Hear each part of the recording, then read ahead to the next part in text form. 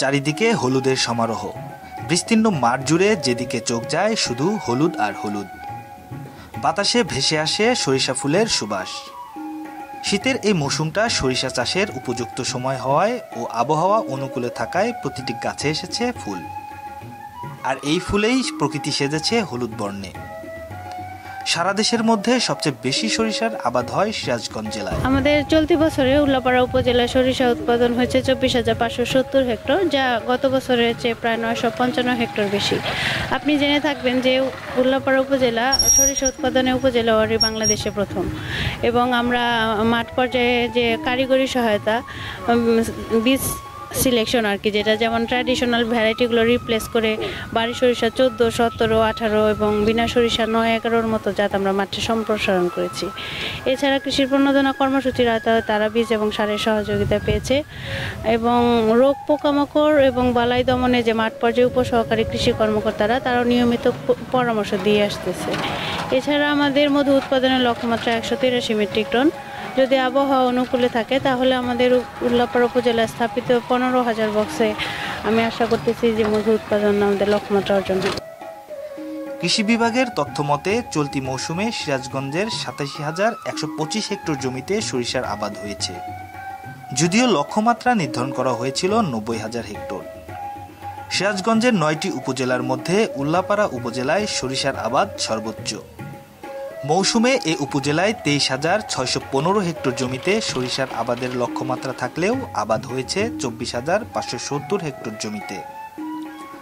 এ অঞ্চলে সরিষার পাশাপাশি মধু সংগ্রহ চলছে সমানতালে। আমাদের অঞ্চলে আগে মৌমাছি ছিল না, দু একজন আসলে আমরা কৃষকরা বসতে দিতাম না, যে ক্ষতি করবে, ফুল শুকিয়ে যাবে। কিন্তু আমাদের কৃষি অফিসারগণ বুঝালেন কৃষকদের নিয়ে যে মৌমাছি পরাগায়নের কারণে ফসলের ফলন বৃদ্ধি হয়। এটা আমরা বুঝতে পারা এখন আসলে দেখতে পাচ্ছি। গত বছর মৌমাছি ছিল, আমাদের ফলন ভালো হয়েছে। এবারও ইনশাল্লাহ মৌমাছি আছে, দেখতে পাচ্ছেন, এবং কৃষি অফিসারগণ আমাদের এসে পরামর্শ দিচ্ছে যে আপনারা এগুলো সহযোগিতা করবেন, আপনাদের ফলন ভালো হবে। তো সর্ষে আমাদের মোটামুটি বেশি হয় এখন। আগে 2 মণ হয়তো, এখন 8 মণ 7 মণ হয়। এদিকে আমরা দুই দিকে উপকার করতেছি। আমরা যখন সরষে লাগাই তখন বিভিন্ন জায়গা থেকে মধুর খামার আসে, খামারে তারা মধু পায়, প্লাস সরষে আমরা বেশি পাই। এতে আমরা কৃষক খুব লাভবান হচ্ছে আর কি। বিগত বছরগুলোতে সরিষা চাষিরা মৌ খামারিদের মধু সংগ্রহে বাধা দিলেও গত বছর থেকে কৃষি কর্মকর্তাদের সঠিক পরামর্শে ও সরিষার ফলন বাড়াতে এবারও 250 জন মৌ খামারি এসেছে দেশের বিভিন্ন প্রান্ত থেকে। আমি আসছি কুড়িগ্রাম থেকে এখানে মধু আহরণ করার জন্য। তো আমাদের এখানে প্রধানত কাজ হলো গিয়া সরিষার মাঠের যে ফুল আছে ফুল থেকে মধু আহরণ করা। আর আমরা যে 70টা বক্স নিয়ে আসছে, আমার মতো আরও অনেক খামারে আসছে, আমরা মধু আহরণ করার জন্য মূলত আসা। এখানে আমরা প্রতি বক্স থেকে 3 থেকে 4 কেজি মধু আহরণ করতে পারি আর কি। আমাদের লক্ষ্যমাত্রা থাকে এখানে 3 থেকে 4 বার মধু হারভেস্টিং করতে পারবো।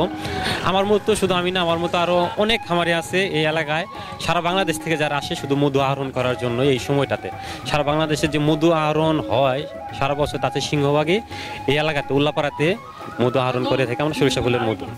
এবছর এই উপজেলা থেকে মধু সংগ্রহের লক্ষ্যমাত্রা নির্ধারণ করা হয়েছে 282 মেট্রিক টন।